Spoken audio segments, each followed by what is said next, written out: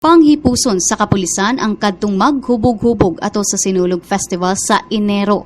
Mato ni Chief Superintendent Manuel Gaerlan sa Police Regional Office o PRO Central Visayas nga ilang hakuton og dadon sa usa ka lugar ug didto pakatulgon ang mga hubog kun makit-an sa kadalanan. Usa ka sakyanan nga mohakot sa mga hubog ang ipaandam. Kini nga lakang na desisyonan kahuman giangkon sa PRO 7 nga namroblema sila sa mga hubog nga bisan asa na lang makatulog ug mahimo pa og kasamok sa mga bisita ato sa Sinulog.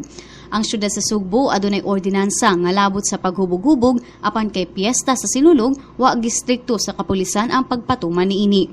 Apan matod sa kapulisan nga hugot usab nilang bantayan ang mga street party nga mahimong luwas gikan sa mga tawo nga dautan, sanglit usa kini sa mga problema nga giatubang niadtong miaging selebrasyon.